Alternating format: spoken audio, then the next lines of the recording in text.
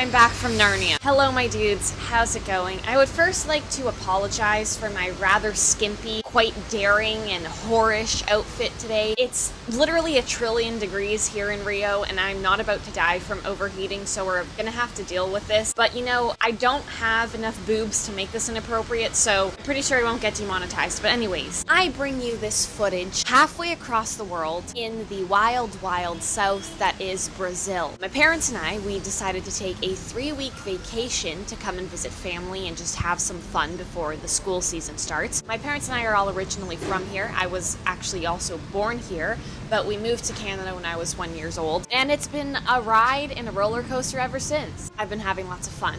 I've gotten sunburnt already. But enough of that. Today I thought I'd show you what a day in my life here in the jungle looks like. I've already had breakfast. I was actually able to get all the ingredients of my normal breakfast, except that they didn't have tortillas, so I had to eat avocado toast, which, I mean, is always a bummer, but I'll deal with it because of this. This, my dudes, is an avocado. Here in Brazil, these things are mammoth-sized. This is rivaling the size of my head. Why don't we have this in Canada? I'm so tired of those dinky little avocados. And by the way, this tastes incredible. It's so much more flavorful. Canadian agriculture really has to step up its game with this stuff. But anyways, let's get on with this. My hair, it's looking spectacular. Let's get going. It was August 11th. 9 a.m., 23 degrees, Uranus in retrograde, Mercury not in retrograde, 415 parts per million of carbon dioxide in the air, methane a whopping 1866, the polar vortex, what about that thing? It's just chilling over the North Pole at the moment. The stock market down 0.34%. What does that mean? I have no idea. All I know is that Kevin O'Leary is probably crying in a pool of $100 bills right now. But enough of such novelties. I ate breakfast that morning and got ready to go out and kill like 37 people. I mean, go to the gym. But before we do that, everyone, I would like to introduce you to my grandmother. Let me just tell you one thing. If you all had a tough time distinguishing between my mother and I, just wait until you throw my grandmother into the mix. We're like the 3 triplets from hell. We're like the Olsen twins multiplied by 1.5 and spoon-fed a healthy serving of chaos. But anyways, my parents and I started off the day like we usually do, by going to the gym. Here in Brazil, one thing that I noticed at least is that there is literally a gym at every single corner. There's no such thing as the YMCA.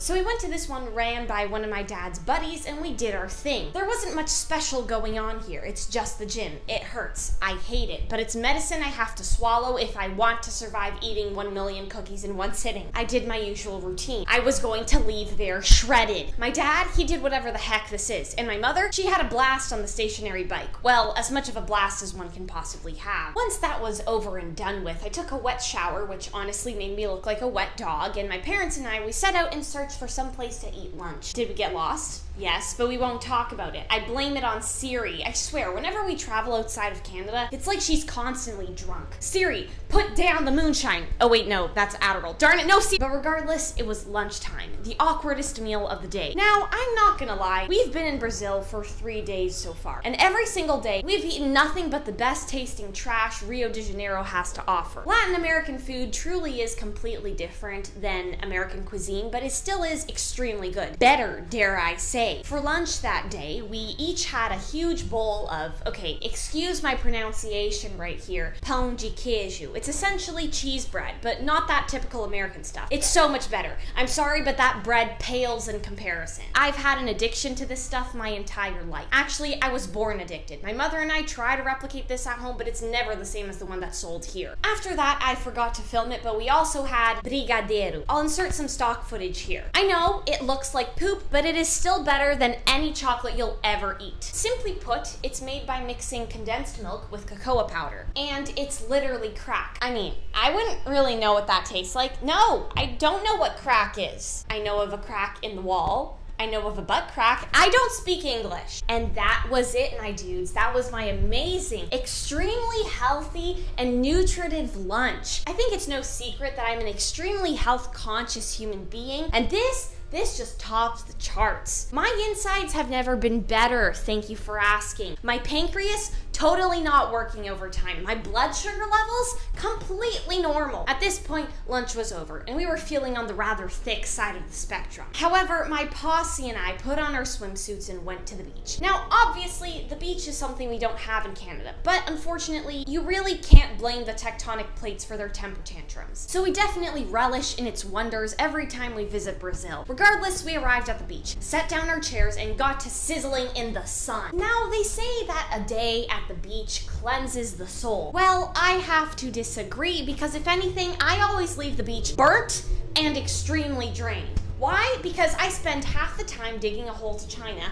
a quarter of the time having fallen asleep in the sun, a third of the time diving for seashells, and the rest of the time practicing gymnastics. I have so much untapped potential when it comes to gymnastics, I swear to you. I'm of the belief that as long as you end with your arms up and a huge smile on your face, you can do whatever exorcist type contortion you want, and you will still do it correctly. Oh.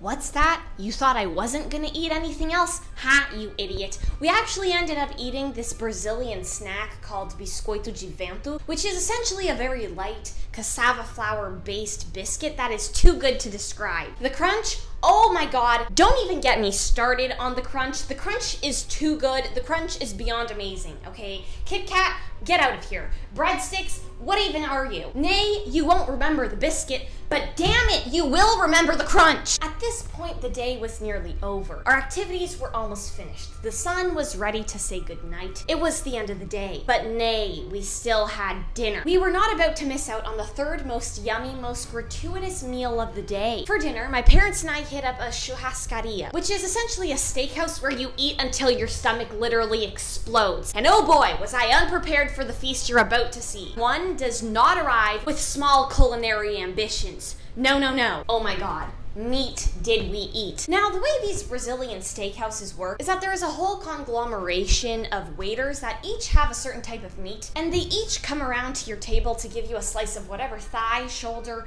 rib, wing, tail, eyebrow you could possibly imagine. Do they serve salads? Yes, but never go for the salads. Those are there to fill you up so that you don't eat the meat and cost the restaurant money. I think it's fair to say that I like to eat a lot. As a child, it was really difficult for me to eat anything, but then adolescence hit and my goodness gracious, I could not stop eating. So eating at a place like this must have been a walk in the park, right? Simply put, I've never eaten this much meat in one sitting at any point in my entire life. I definitely have to say vegan discretion is advised for these next few clips. I didn't even know that there were this many different cuts of meat. Chicken heart, that's a thing. Can you believe it? I didn't have the courage to eat it though. Shoulder. When the heck did we human beings start eating shoulder? I really do wonder what macaque it was that one day, thousands of years ago, said, hey, I'm gonna lob off this mammoth's shoulder and we'll have a feast tonight. Hey, Billy, you got the wooden sticks for that grill? Great. I'll tell Greg to bring those dried up leaves that we use for seasoning. Anyways, we ate and ate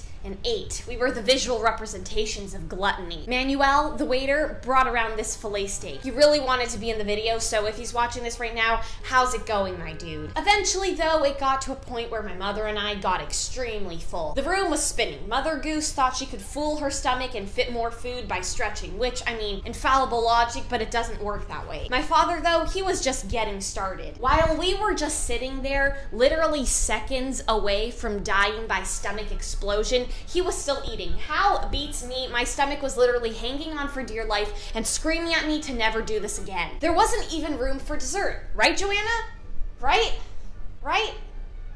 Wrong. Of course there's room for dessert. There's always room for dessert. What kind of rule is that? We finished our feast with this cute little chocolate cake that was pretty much swimming in chocolate sauce. And let me tell you, it was amazing. For context, I filmed the entire process of my family and I eating this cake. From the moment it was thrust in our faces to the moment that the final bite was swallowed by yours truly. And the entire clip was 45 seconds. Is there some world record that like we have or something? Because I'm pretty sure we did something there. We ate that thing so fast, I don't even remember it happening. Did I black out? Did it once exist? Did I see a ghost? Was it dust in the wind? Dust in the wind. Everything is just in the wind. Anyways, then we went home and sat in traffic for what felt like forever. We passed by these two bikers that appeared to be having a full-blown conversation mid-motorcycling, which I thought was kind of adorable but highly dangerous. What were they talking about? Were they debating what they would have for dinner? The world may never know. But anyways, we then arrived at my grandma's house and crashed for the night. It is now the next day at 12 p.m.